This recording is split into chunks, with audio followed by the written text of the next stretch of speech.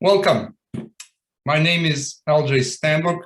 I'm the President and CEO of the World Affairs Council of Charlotte. Today we have a very, very important program, and we're proud that we're able to share this program with you. It is the World Affairs Council of Charlotte Global Health Series with Dr. Derek Raghavan, who is the President of the Levine Cancer Institute at Atrium Health, and Dr. Peter Clark, who is the Urologic Oncology Chair at Atrium Health. And the topic is global health, innovation, and what's important in prostate cancer research and treatment. As the community's premier global education, nonprofit, nonpartisan organization, the World Affairs Council of Charlotte has always sought to bring the world closer to you and to build a community of internationally informed and engaged citizens here in Charlotte and in the region. Dialogue, knowledge, active participation, and an understanding of global issues are vitally important for our democracy to flourish at all levels. A couple of housekeeping matters. Your microphone will be on mute and your camera will be turned off for the duration of this presentation. Please note, we would like you to ask questions, and I know you do have questions, and that's why we're here today. But to submit a question, please use the question and answer box in the Zoom toolbar that is circled in red below. Some people put their questions in chat. Please do not do that. It is difficult to transfer the questions to the question and answer box that our panelists can see. So, question and answer box circled here in red on the Zoom toolbar. You can pose your question anytime during this program. Please note that this presentation will be recorded and we will share with you via the World Affairs Council mailing list. But to be able to receive the recording of today's program, you must be signed up and be able to receive the World Affairs Council Charlotte email. So please make sure that you have the correct email with us. If you're on social media, please do like us, share, and follow. We are delighted to be on all the major social media apps. It is my great pleasure, truly great pleasure, to introduce to you the leader of the Levine Cancer Institute, Dr. Derek Raghavan, who has pioneered an innovative approach to cancer care that eliminates the natural barriers to top quality care, such as culture, access, and distance from clinical and research sites. Before coming to Levine Cancer Institute, he served concurrent appointments as chairman and director of the Prostate Cancer Center at Cleveland Clinic and as the chair in transitional cancer research for the M. Frank and Margaret Domitar Ruddy Institute. As an internationally renowned cancer researcher and medical oncologist, Dr. Raghavan has edited 9 textbooks, published more than 300 papers in peer-reviewed journals, served on editorial boards of numerous medical journals, and has been a principal investigator for more than a dozen major research grants. Let me just add that Dr. Raghavan also serves on the World Affairs Council of Charlotte board, and we thank him for that. Dr. Peter Clark is professor and chair of the Department of Urology of Atrium Health and chair of the Department of Uro-Oncology of Levine Cancer Institute and part of the executive team of the Levine Cancer Institute. He also directs the Appointments and Promotions Committee of Atrium Health. Dr. Clark completed a Uro-Oncology Fellowship at the University of Southern California with Dr. Don Skinner and his team, and has subsequently held senior roles at Wake Forest School of Medicine at the Vanderbilt University, where he was Urology Residency Director and attending physician. We welcome you, Dr. Peter Clark and Dr. Derek Raghavan. Delighted you have found some time to share with us today on this very, very important disease. And having said all this, I would like to turn it over to you, Dr. Peter Clark.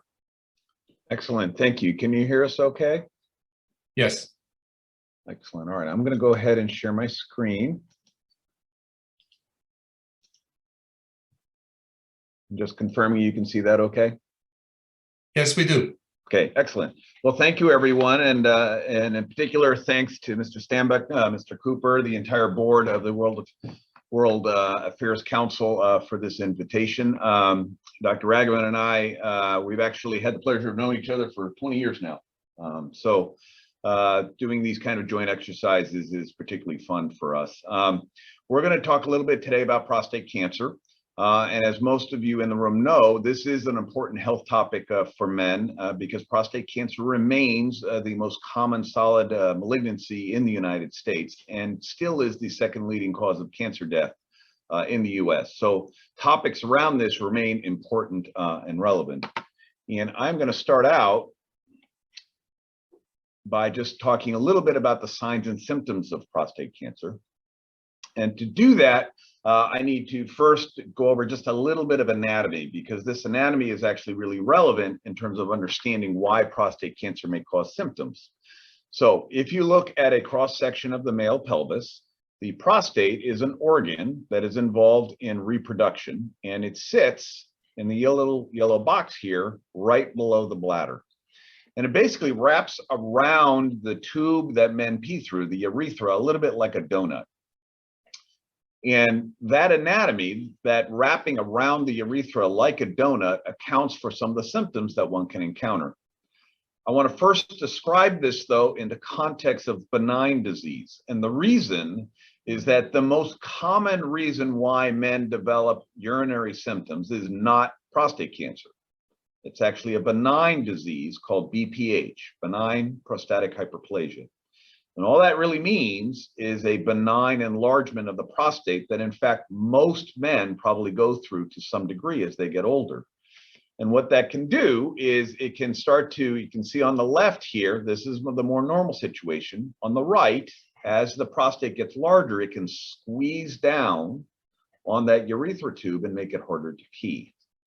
And so that can be experienced as a difficulty starting the urinary stream. It can be experienced as difficulty emptying the bladder or having a very weak stream. And again, most of the time, that's actually from benign enlargement. But prostate cancer can do the same. And so you can see here the picture on the right here. If a tumor gets big enough, it can also cause a similar set of symptoms. The second most common way, or the second way in which prostate cancer will present itself, is pain. And most often, it's actually not pain in the pelvis. It's not pain around the bladder. It's actually pain in the bones. And the reason for that is that if prostate cancer becomes advanced, and Dr. Raghavan is going to talk about the treatment of advanced disease a little later, but if it becomes advanced, where it tends to go is the bones. And so what you're seeing here on the left is a picture of a normal bone scan. And on the right is somebody who has metastatic prostate cancer with lesions in the bones. And those lesions can be painful. But honestly, the most common way we detect prostate cancer these days is not related to symptoms at all. It actually is related to a blood test. And so I have to describe for you just a little bit, very quickly, that blood test. So the prostate makes a protein called prostate-specific antigen, or PSA. It's produced by the prostate. It's actually involved in reproduction and fertility. And it actually can get elevated or abnormally increased in the blood for a variety of reasons, including just an enlarged prostate, trauma, infection. But one of the things that can do that is prostate cancer. And so that is actually how prostate cancer screening is predicated. It's based on a blood test, based on PSA, that blood test, and for the performance of a rectal exam. And so for most men these days, if we find prostate cancer, it's actually through that screening process, which is actually a good segue into screening, which Dr. Raghavan is going to address. Thanks, Pete. So the real key issue here, and this is probably going to be the most controversial component of this discussion, because everybody has a strong opinion about screening. So I wanted to go back to the sort of 101 concept of what screening is about so that we can discuss the issue of screening for prostate cancer. I have to say it's a controversial issue, and in the question and answer time, Dr. Clark and I will talk a little about why the controversy is there and so on. So let's start with a definition of what screening actually is. And I rarely read all the details of my slides, but this is an important one, and I'd like to do it for this audience. The definition of screening is that it's a test for a disease in men or women who have no symptoms or signs of that disease and are otherwise healthy. When I say symptoms or signs, the symptoms are the features that Dr. Clark just mentioned, slowing of stream, etc. And the signs of disease, the medical term that means clinical evidence that there's something there. It can be weight loss, it could be a broken bone, it can be many things that give you clinical evidence that a disease is present. So the idea of screening is that you take healthy men or women and do a test to see if you can find a particular condition. You could argue that an electrocardiogram or a stress electrocardiogram is a way of looking for hidden heart disease. Now, it's really important, and this is where perhaps the controversy comes from.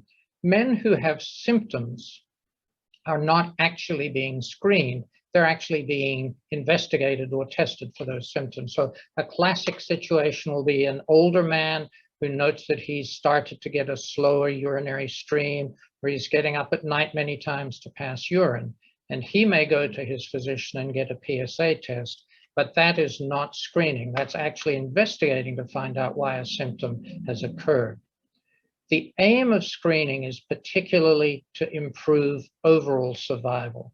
And we have good examples of that. So for example, mammography, particularly in women, has been shown again and again and again to improve both survival overall and survival from breast cancer. There's been some discussion about when you should start mammography, but there is no question that mammography saves lives, both overall survival and survival from breast cancer. The use of colonoscopy for the potential of having colon cancer as a screening test has been shown to improve survival. And most recently, the use of repeated CAT scans or CT scans has been shown to improve survival from lung cancer. Not all screening tests will do that. So for example, for many years, people did annual chest x-rays looking for lung cancer. And when they did a randomized trial, half the patients had regular chest x-rays and half didn't. They found there was no improvement in survival from lung cancer nor in overall survival. It required a very sensitive and specific test, the low-dose CAT scan, that allowed us to identify a way of screening for lung cancer. So increasing survival is the #1 aim. But there are other things as well. Reducing the side effects of treatment. And really, breast cancer is a great example. In the old days, 50 years ago, every woman who had breast cancer had a radical mastectomy. That means a very mutilating operation that removed most of the breast or all the breast and surrounding tissues. Now, with the advent of mammography, we find breast cancers much earlier, and we can actually do a procedure called a lumpectomy, where in fact, that's what we do. Ectomy meaning removal of, we actually just take the lump and leave the woman with the breast intact. Similarly, with colon cancer, when you have a colonoscopy, you'll often find a very early stage beginning cancer, and you can actually cut that out through the colonoscope. It will sit like a little cauliflower on a stalk, and you can remove the cancer without major surgery. So there, you're reducing the side effects of treatment. And then finally, altering the natural history, meaning some cancers increase their level of malignancy, and if you treat them early, you actually change the natural history of the disease by curing it before it becomes aggressive. So those are the aims of screening. We'll come back to the outcomes of prostate cancer in a moment. The other thing to mention is that there will be what we call case selection bias. So in other words, sometimes people who choose to be screened will have a reason. Particularly in breast cancer and in colon cancer, a family history of those types of cancer will often send a person to be screened with either mammography or colonoscopy, respectively. But allowing for that, the reality is that randomized trials have demonstrated that mammography improves survival for everyone, whether they have a family history or not. and similarly colonoscopy for colon cancer. The whole issue of case selection bias reflects some of the things that we know about prostate cancer. We've discussed the symptoms that will make you think about it. It's worth us letting you know, and Peter Clark and I discussed this, in fact, last evening. Some of the risk factors are important, particularly a family history. Not everyone with prostate cancer has offspring with with prostate cancer, but there is an association, similarly to breast cancer and colon cancer. Other risk factors are, we know that African Americans have an increased chance of getting an aggressive type of prostate cancer. So family history, being African American, and then for the folks who fought in Vietnam and were exposed in deforestation programs to Agent Orange, there is now good evidence that Agent Orange, for reasons that are not fully understood, can cause an increased risk of prostate cancer, to the extent that the Veterans Administration now lists exposure to Agent Orange as a compensable cause for having prostate cancer. What doesn't help is just to find the cancer earlier if it doesn't allow the person to live longer. Now, here's a chart that kind of shows that point. If you look at the top line, let's imagine an algorithm going from birth to death. And so you can see where I've put an X that shows where the first symptom of prostate cancer might occur. And so ideally, if screening is going to be helpful, it will identify the cancer earlier so that death will be delayed. A screening failure is where you find the cancer earlier, as you can see, call it several months before the symptoms occur, but in fact, death occurs at the same time. That's what we call in medicine lead time bias. So you actually have longer survival from the time of diagnosis, but it doesn't improve the situation for the patient who dies at the same time. A screening success, so an example would be a mammography in breast cancer. Yes, the lump is found before the patient actually can feel a lump. And because of that procedure, treatment is initiated early and death, in fact, is delayed. And so that's successful screening. Now, I've actually stolen one of Dr. Clark's slides, which he'll talk about further in a slightly different context. And that is a very important study done by one of our mutual friends, Wael Sacker, pathologist, who did an autopsy study of men at different ages. What you can see here is two important points. One is that Black Americans tend to have a higher level of prostate cancer early. It's not a disease of young people, but also it's a very common cancer in the elderly. And when you look at the number, the proportion of older men who have prostate cancer, this shows us that there are really two broad types of cancer. There's a dangerous type of cancer that can grow quickly and actually can kill you and needs treatment. But many, many prostate cancers are what we call indolent. That means they can coexist in the body, growing very, very slowly and without killing the patient. And that's the big problem in screening for prostate cancer, because what we tend to do is find an excessive number of the not dangerous cancers, and actually that causes us to treat people who really don't need it. Part of the problem, to show you Dr. Clark's slide again, is that if you want to find a very, very early prostate cancer that's hidden in a gland this size, it's asking a lot of the examining finger to actually identify a very, very early one. We can easily find a big cancer like the one Dr. Clark showed us compressing the urethra, the tube through which urine flows, but a really early one, very hard to detect clinically. And so that's why we go to the PSA test, but here lies the problem. There are lots of reasons that PSA will be elevated, particularly the condition of benign prostate hyperplasia, or BPH, that Dr. Clark mentioned, and it can also occur in people who have urinary infections and various other things. So it isn't that easy to move forward with successful screening. The other reason that I'm so conservative about this is there have been a number of randomized clinical trials internationally that have compared unselected groups of men without symptoms, asking them to either be screened in a program or not to be screened. The study published in the Journal of the American Medical Association was done in the United Kingdom, and they looked at populations of clinical practices, and all the patients in one practice would be screened, and all the patients in the other practice adjacent down the road wouldn't be screened.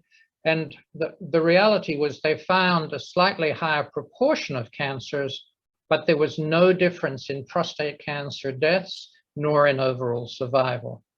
Other studies published in the New England Journal of Medicine, one of the Lancet journals, looked at these comparisons and showed increased numbers of cancers in some cases, but there was no difference in overall survival. And so therefore, the point of screening was not achieved. Now, for those of you listening to this discussion, it is incredibly controversial. There will be many people who say, I found my prostate cancer because of screening and it saved my life. It does matter what age people are being investigated. And when we talk about screening, I remind you, we are not talking about people who have symptoms. People with symptoms should definitely be investigated. But screening is about hanging a shingle out that says, come in here and have a test even though you have no symptoms. The general health of the patient and life expectancy matter greatly. I'm troubled. I do my clinical work at the Veterans Administration Hospital, and I still get sent patients for assessment who might be 90 years old with cardiac disease, and a well-intentioned general practitioner has done a PSA check, and it's come back a little elevated, and that opens Pandora's box. It's also important to understand that there are side effects downstream from screening that can relate either to the anxiety of knowing you have a high PSA or alternatively to the side effects of treatment. There are two groups of people that I want to emphasize for whom we, Peter Clark and I, do in fact advise screening because we don't have good enough data from randomized trials. The population of African Americans and the population of men with positive family histories of prostate cancer. Irrespective of screening, it's important to emphasize, even if you have early treatment, some people have deposits of cancer that spread through the body in a hidden fashion, and despite early treatment, will still die of cancer, and that also influences our view. So in a program like this, we simply can't give you advice for everyone. We believe, both Peter Clark and I, that you need to discuss this with your doctor, ask about the implications, positive and negative, of screening, ask about the different types of prostate cancer and the side effects of screening. Because when you make a decision to do this, it opens Pandora's box, and you want to be sure that there is a reason for having it done. Now, at this point, what I'd like to do is turn back to Peter Clark to talk about the options of treatment for early stage disease. Thank you, Derek. So we're going to segue slightly, and we're going to presume for a moment that you've been diagnosed with prostate cancer, and that we're also going to assume for the moment that it's localized. In other words, it's just in the prostate. There's no evidence for disease any other place. We're going to reserve that second situation for Dr. Raghavan in just a couple of minutes here. So if you are diagnosed with prostate cancer and it's just in the prostate, no other spot, what are your options for management? And I'm going to summarize it. Basically, it kind of boils down to three fundamental basic options. And we'll get into the details a little bit in a minute here, but they basically fall into three buckets. The first is what we call medically active surveillance. And in some ways, you could look at this as saying, we are not going to treat your prostate cancer. Instead, we're going to watch it really closely. And I recognize that if you say cancer and do nothing in the same sentence, that sounds like we're nuts. But for many of the reasons Dr. Raghavan has already articulated, that actually can make some sense. We'll talk about that in a second. The second big bucket is surgery or surgical removal of the prostate. And the third big bucket is radiation therapy. So active surveillance. Why would we even consider such a thing? Why would somebody who has been diagnosed with a cancer that is just in the organ it started, why would you even say you would just survey it, that you would watch and do nothing? And the reason boils in many ways back to what Dr. Raghavan has already alluded to. If you look at an autopsy series, so this was done basically by removing or investigating the prostate for people who had died, regardless of what they died from. It turns out that your risk of having prostate cancer, give or take a little bit, is roughly the equivalent to your age. So when you're in your 60s, roughly 60% chance you have prostate cancer. If you're in your 70s, 70%. If you're in your 80s, 80%. And if you think about that for a minute, that means in a room of 10 men aged 80, 8 of them have prostate cancer. So just let that sink in for just a minute. That tells you the sheer volume of prostate cancer that is out there. And clearly, not everybody is dying of prostate cancer. Most people don't die of prostate cancer. They die of other things, heart attack, a stroke, or whatever else happens. So there is way more prostate cancer out there than actually is going to cause a problem or actually do anything bad. And so part of the issue we run into all the time right now is that we are a whole lot better at finding prostate cancer than we are at figuring out whether you fall into that group of prostate cancers, the smaller group that are deadly and we need to treat because they're dangerous, or the really big group that are just sitting there, that are indolent, that are not actually going to do anything. And so it turns out that if you're diagnosed and if your physician goes through a series of tests, including the PSA, the way your prostate feels, what we call the Gleason score or grade of the cancer, how aggressive looking it is. If you go through all of that and your risk from your prostate cancer is very low, your doctor should actually talk to you about active surveillance as the preferred option, because that minimizes the risk of having a side effect or a problem from therapy while still maintaining your overall survival from that disease. The second big bucket is surgery. And conceptually, for many patients, this is the easiest to think about because basically it involves removing the organ. So again, to the left is that same diagram I showed you before. The prostate is shown in the yellow box here. And the surgery essentially is to remove the prostate. And remember, again, the prostate surrounds the tube you pee through. So that tube gets removed in that process. So here, the prostate's removed. So you have to reconnect the bladder to the urethra, shown at the bottom here. So the bladder is now rerouted directly into that urethra.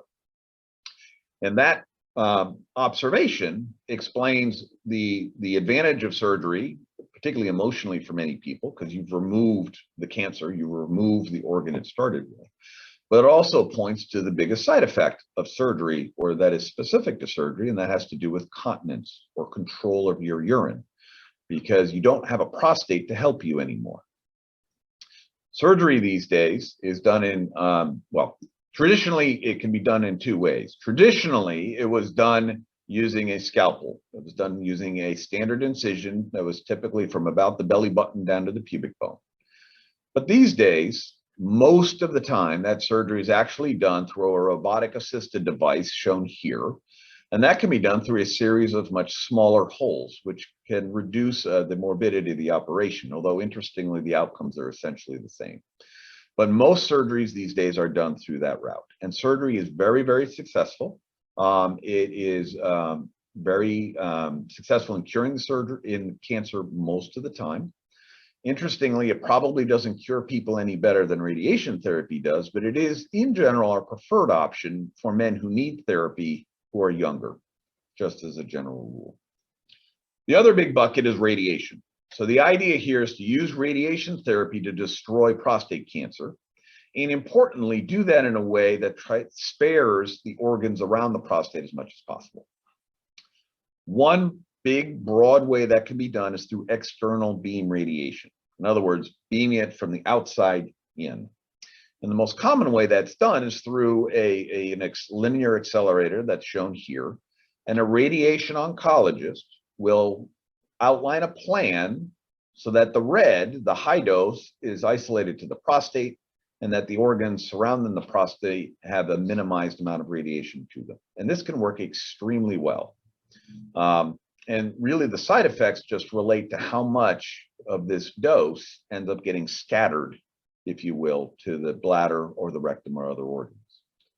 One way we can now reduce the risk of damage to the rectum, for example, is to put in what's called a spacer device. This is done routinely now at Levine Cancer Institute by the urologist in preparation for radiation therapy.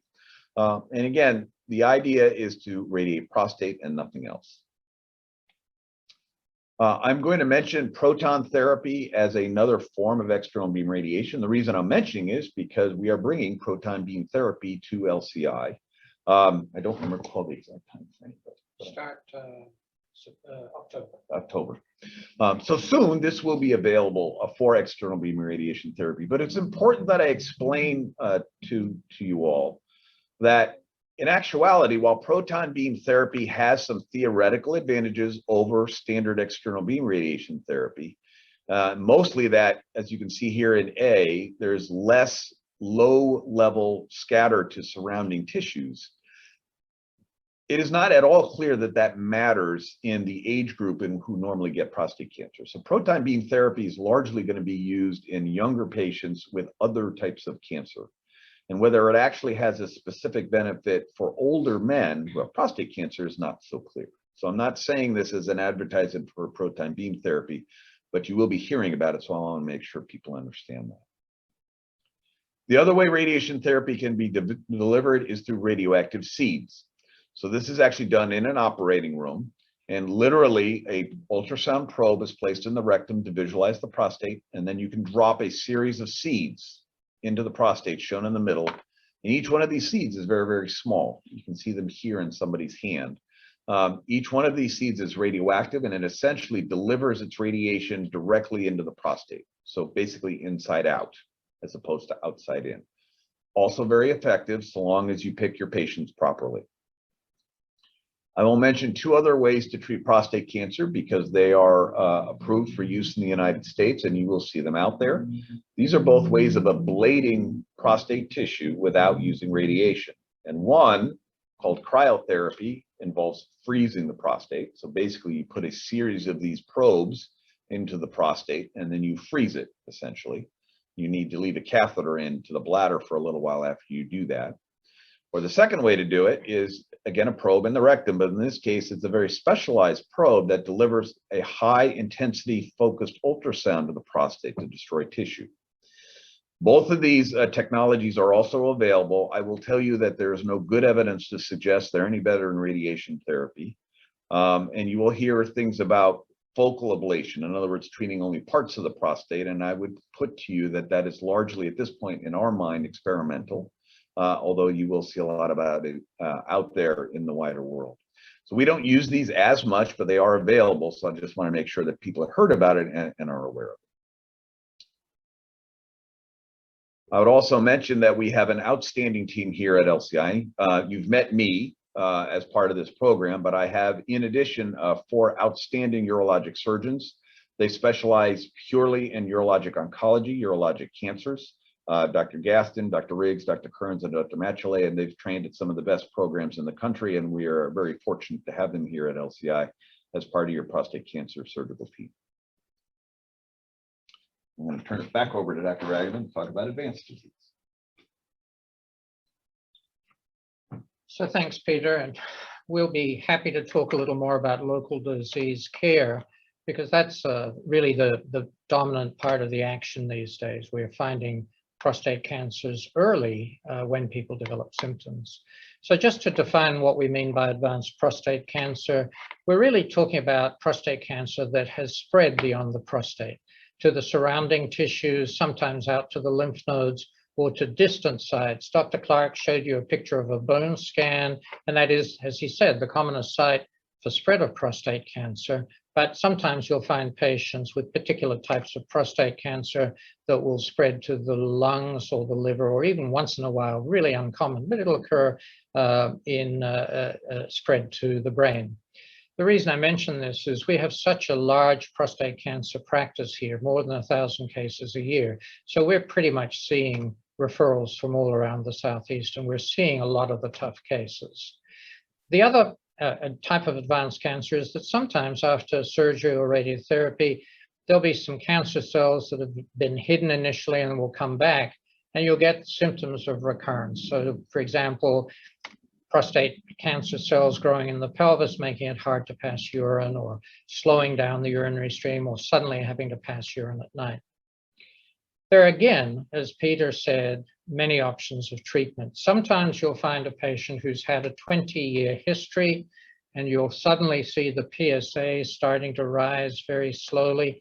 You do a bunch of scans and can't really find a deposit of cancer. In that type of patient, we will often use active medical surveillance. Just keep an eye on them and see them often if the PSA is newly diagnosed. If it rises very slowly and they remain very well, you'll see them less often. If there's an isolated deposit, so for example, a single bone metastasis that comes up, not really a very common presentation, but it can happen, you'll sometimes just use radiotherapy to that site and then watch and wait and see how the patient does. Keep an eye on the PSA, keep an eye on how well they are. One of the things that's important to understand that's been known for more than a century is that testosterone, the male chemical that comes out of the testicles. So remember, testosterone in men comes from mostly the testicles. In women, estrogen, which is an equivalent hormone, comes from the ovaries. Now, of course, women don't get prostate cancer. This is only a men's disease. And I'm just going to show you in a minute how testosterone is important. I'll just mention that two other types of treatment for advanced disease are chemotherapy, which we mostly don't use early. I'll come back to that in a minute. And then more recently, some of the targeted or immune therapies. Now, this is a frightening diagram, but I think it's an important one. And this is schematic. So here you have a picture of part of the brain called the pituitary gland. The body is incredibly cleverly designed, and the pituitary gland is sort of the quarterback of hormonal ebb and flow. It sends chemicals that instruct different parts of the body to do their job. So one of the chemicals is a hormone that says to the testicles, hey, testicle, make male hormone, so-called testosterone. It also tells the adrenal glands, which sit on top of each kidney, to make another type of male chemical. And what's important is both the chemical from the testes, which we call testosterone, that will stimulate the growth of benign prostate tissue and malignant tissue, and so will the chemicals coming from the adrenal gland. We call this one DHEA. That stands for dihydroepiandrosterone, which is why we call it DHEA. We've learned a lot about prostate cancer and prostate tissue, and what we've learned is a number of the regulatory factors that control the growth of normal prostate tissue and malignant prostate tissue. And we've discovered there are little portals on the surface of prostate cancer that are called androgen receptors, abbreviated here AR. What we've learned is that you can study prostate cells, look at the androgen receptors, and understand the likelihood that they will be governing the rate of growth of prostate cancer cells. And as Dr. Clark mentioned, what's so important is to try to figure out whether you're dealing with a bad actor or one that's going to be less aggressive. And so we try to make decisions about what sort of treatment we will use. Now, as I said, we've known for a long time that testosterone drives prostate cancer. More than 100 years ago, we started doing surgical removal of the testicles and found that people with advanced prostate cancer got better very quickly. Then we tried giving female hormones, and I say we, Dr. Clark and I actually surprisingly weren't born 100 years ago, but our predecessors tried that, and they found that there were unacceptable side effects, both feminizing a little bit men, but more particularly causing them to die of an increased risk of heart disease. So that was a bad idea.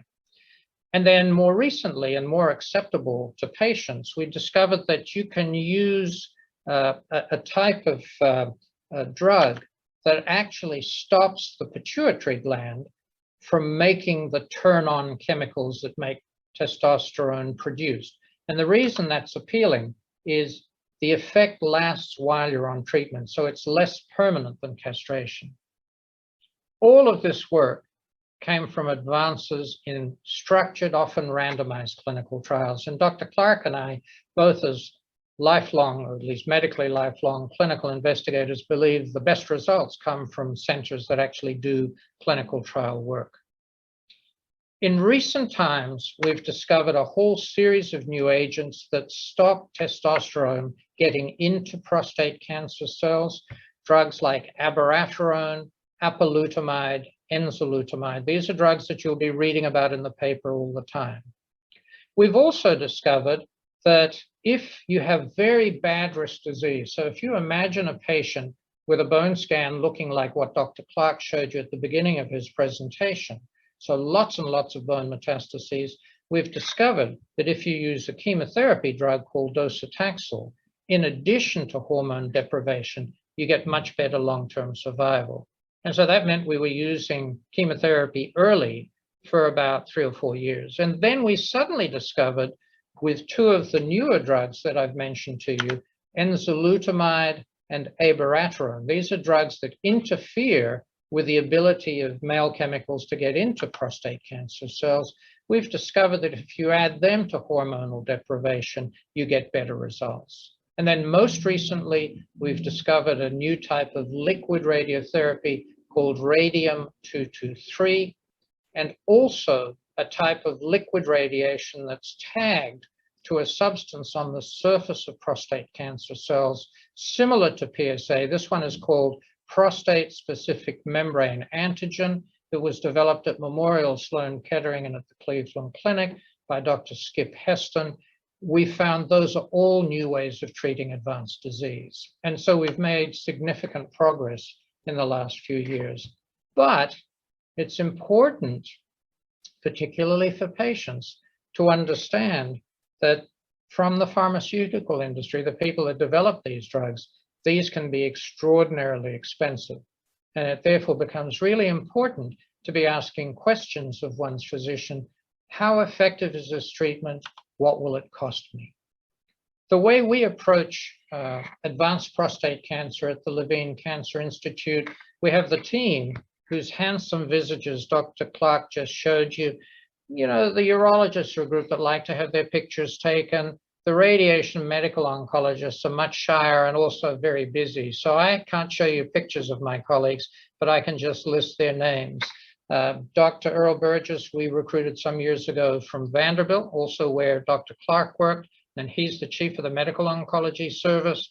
We have Dr. Jason Zhu, who joined us from UNC Chapel Hill. Dr. Claude Grigg, who was trained by one of my friends, Ed Gelman at Columbia University, and just about to join us, Dr. Landon Brown from the team at Duke. And then we have 2 radiation oncologists who work both for Levine Cancer Institute and the Southeast Radiation Group, who spend most of their lives treating prostate cancer. Dr. Derek McHaffey, who I think from memory joined us from the University of Wisconsin some years ago, and Dr. Matt Ward, who was with me at the Cleveland Clinic before I came here. And this group, along with our diagnostic pathologists and radiologists and our supportive oncology specialists, including pain management and psychological support, and our nurse navigation team, they all work together to create good strategies. So summarizing, prostate cancer is common among the elderly, has typical symptoms, but they are not specific to cancer. Oftentimes, the symptoms will overlap with those of benign prostate hyperplasia. It can be associated with a family history. So if you have an uncle or a cousin, or particularly several uncles and cousins who've had it, you should be more alert to this being possibly in your future. And at the present, we know that African Americans, both people of high wealth and low wealth, there's something about being African American that puts you at greater risk. Dr. Clark and I believe that prostate cancer screening for the non-symptomatic Caucasian male without a family history is of unproven benefit. If someone comes to his office or mine and says, I'm finding some urinary symptoms, that's a totally different situation. There have been many innovations that we've covered for the treatment of localized and metastatic disease, but for localized, and metastatic being a medical term to mean disease that's spread, or disease that's recurred. The key issue is to figure out whether you're dealing with dangerous disease or not dangerous disease. One of the real challenges is the risk of overtreating. And an example of that will be an elderly man with significant cardiac history, might be an 89-year-old who's going to have his life limited by his heart disease, not by prostate cancer, but who can be thrown into a quandary by non-judicious testing. This will remain a controversial area. There are always people who will come up to me and say, I know you're opposed to screening, but screening saved my husband's life. And I'm sure it did. What we're talking about is looking at the global population and understanding that while screening will sometimes help people, it can also cause harm. And so it needs to be a careful discussion with your own physician about the benefits and drawbacks of treatment. So thank you for your attention. And we've left plenty of time for questions. And I can see that in the chat function, there seem to be a bunch of questions available. And I guess that Mr. Stambuk may be posing the ones that he wants. How do you want to play it, LJ? You can actually go and choose the ones you would like to answer first. And if they're in the chat function and you don't see them, then the team from the World Affairs Council will transfer them to the question and the answer box.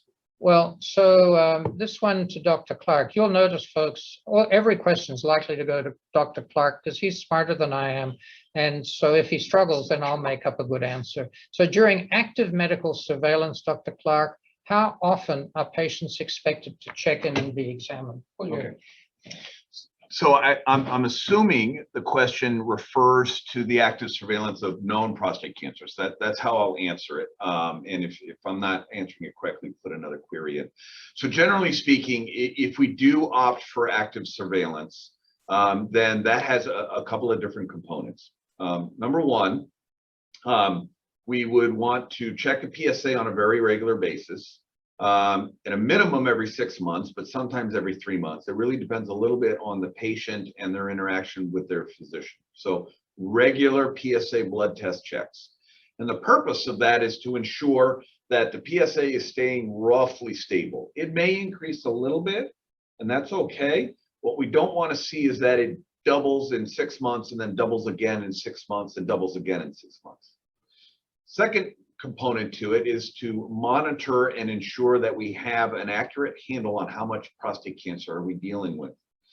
And that is a bit of an evolving process. It was that at one time we recommended a repeat biopsy of the prostate, with the biopsy being the way in which we diagnosed the cancer in the first place, repeating that process within 6 to 12 months, and then doing that again once a year for a year or two, and then starting to spread that out.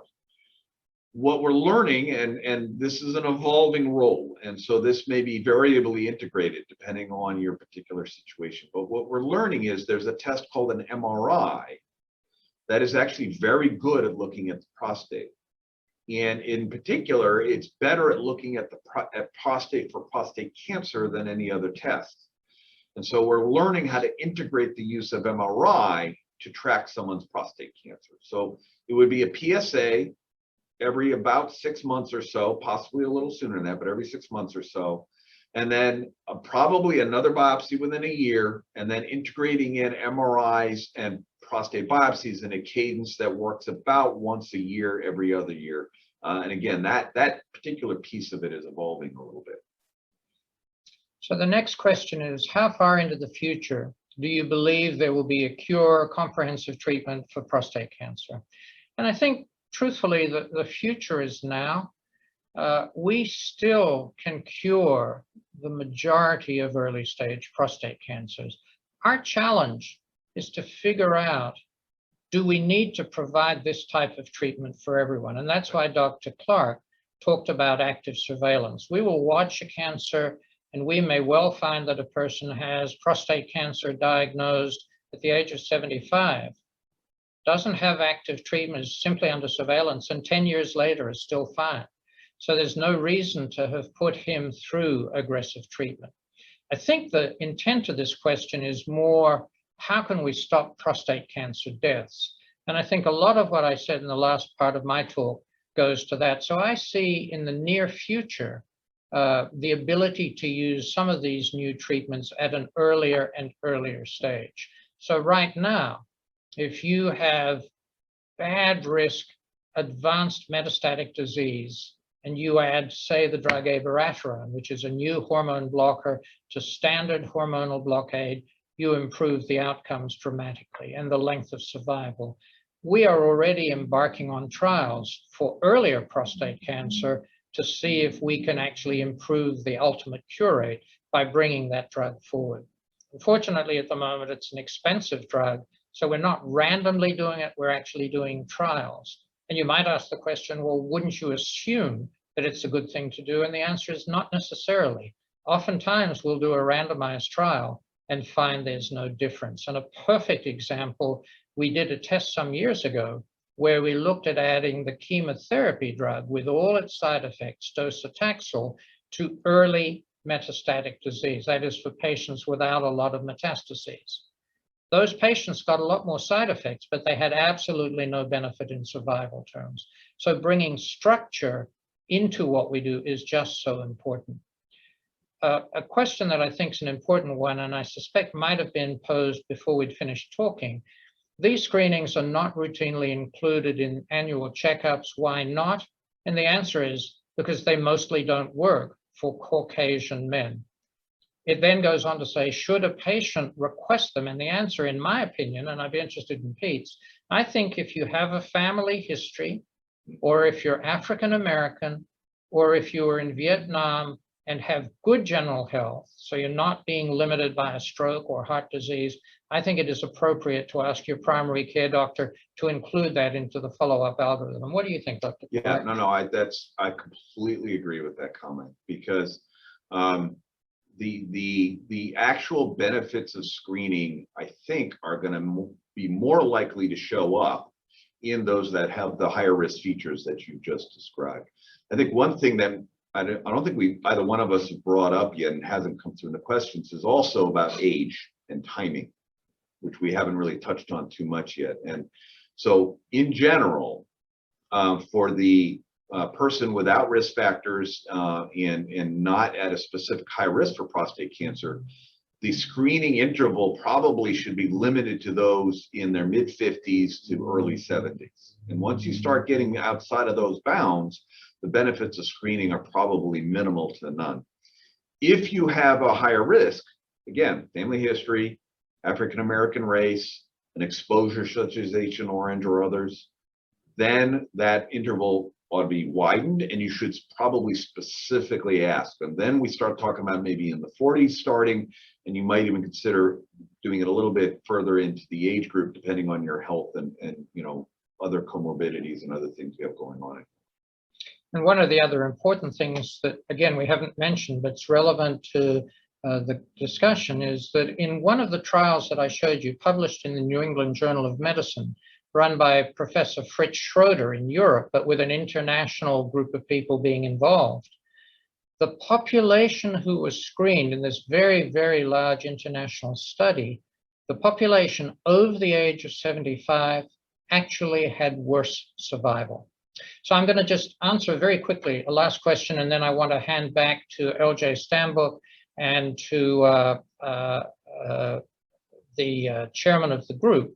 And that is, what advantages does North Carolina have when it comes to being an area for cancer research? And I think we're lucky. We're in a good spot. We have the obviously the Levine Cancer Institute doing a lot of work. As many of you know, we're developing an innovation corridor and a new medical school in association with a very good team at Wake Forest. We have UNC Chapel Hill, outstanding center with some amazingly good doctors, and the very, very talented team at Duke University Medical Center. So having that number of people all working either together or independently and in parallel on different research projects, there are a lot of cooperative groups that involve folks in North Carolina doing research in prostate cancer. So for that reason, it's a good place to be. So I'll hand over the screen back to LJ and appreciate all of your attendance. Dr. Clark, Dr. Raghavan, this was extraordinary. We learned so much. I learned so much, but I'm sure everyone participating today learned so much The good news is really good news of all the new treatments and inhibitors that you mentioned. The bad news is the price, but I'm hopeful in time the price will go down. But the overall knowledge gained from today's presentation is so important. I would like to share with everyone again, this is recorded and we share this widely, not only with the World Affairs Council of Charlotte and the Charlotte region, but with our partner World Affairs Councils around the country and others, corporations, schools, education institutions, and so on. I do hope that we will get a lot of hits on our YouTube channel where this presentation will be included. I'm looking forward, Dr. Raghavan, to playing tennis with my group of friends who are in their mid-50s, 40s, mid-50s, early 60s, and share that statistic that Dr. Clark mentioned, that out of the 10 of us playing or 12 of us playing, 6 will probably have prostate cancer. But then I'll put it all together that it's actually a very survivable type of cancer, and we are lucky to have the Levine Cancer Institute here in Charlotte. Having said that, thank you again so very much for your time and for the detail and for the information you shared with us today, Dr. Raghavan and Dr. Clark. I would like to introduce to everyone the board chair of the World Affairs Council of Charlotte, Wayne Cooper. Wayne? Thank you so much, LJ. I tell you what, Dr. Raghavan and Dr. Clark, what a great presentation. I echo what LJ just said, but I've never heard it put more understandably than what you all both did. It just excellent slides and excellent presentation. And I agree with LJ. I bet you that this is going to be our most requested replay of on the YouTube, World Affairs YouTube, that people want to see this again. And I already have some folk I want to send it to. But we thank all of you today for participating. And as LJ and I generally always say, that if you're not a member, please become one. And if you are a member, think about upgrading. You know, this allows LJ and the staff to bring you these great programs like today. And before I turn it back over to close, I'd like to give a special thank you to Charlotte, Jesse, and Noah for all the hard work you all do behind the scenes and in front of the scenes to make these programs and keep this organization what it is today. Mr. LJ, thank you. Thank you very much. Our sponsors. Thank you, Mr. Chairman. And we do have information on the Levine Cancer Institute in our chat box. If you would like to learn more, please go to our chat box and click on the link. It is a world-class institution right here in Charlotte, and we're very fortunate to have them here and to have people like Dr. Raghavan and Dr. Clark with us. Thank you so very much. I believe we're adjourned. We'll see you soon again. Take care. Thanks, everybody. Have a nice week.